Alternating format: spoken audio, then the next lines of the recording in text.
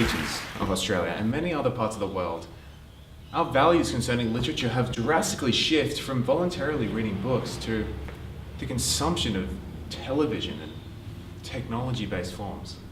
But I'll get into that a little bit later. For now, I have a challenge for you.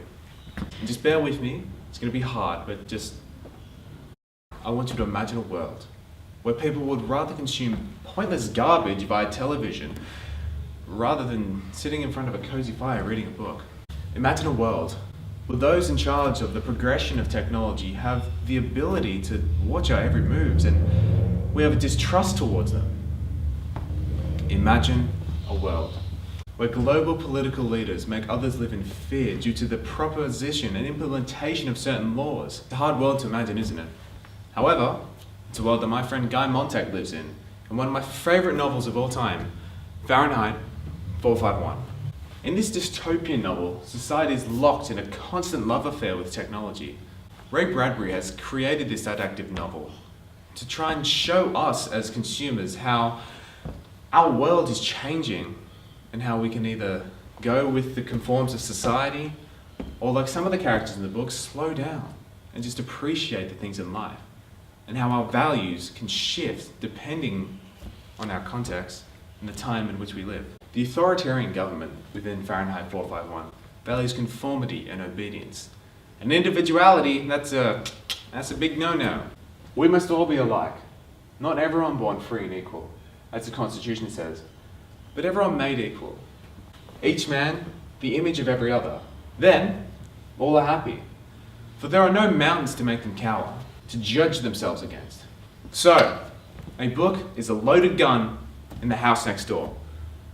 Burn it. The use of metaphors and characterization of this clearly brainwashed character who once used to love books can make the audience question if they could cope without creative freedom and agency.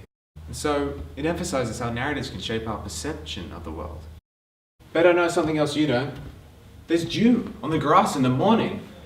He suddenly couldn't remember if he had known this or not, and it made him very irritable. This idea of just taking in the world and all the small details is so prevalent in our society today, where we're all so caught up in the progression of technology and how fast-paced our lives are that we just need to slow down and appreciate things, the things we value, like family and friends, and even the encompassing of dew on grass in the morning.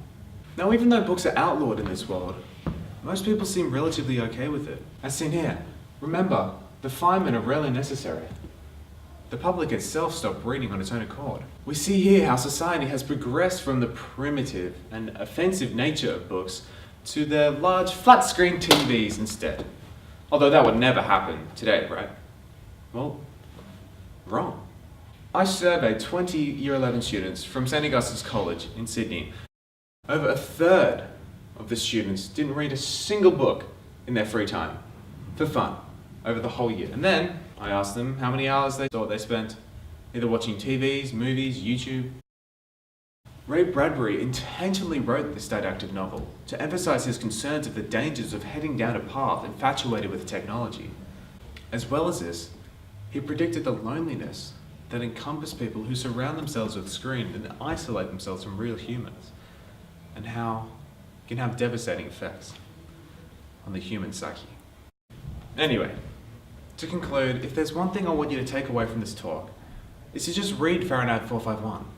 You'll be surprised at how the values of people drastically shift and how they're so relevant in our societies today.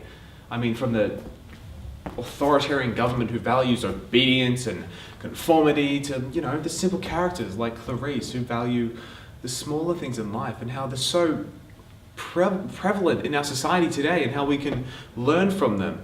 And of course, the values that we as a society have, shifting away from classic literature such as books and reading to more technological based things like TVs, movies, video games. And anyway, I'm going to leave you on a quote of Ray Bradbury's. You don't have to burn books to destroy culture. Just get the people to stop reading. Thank you.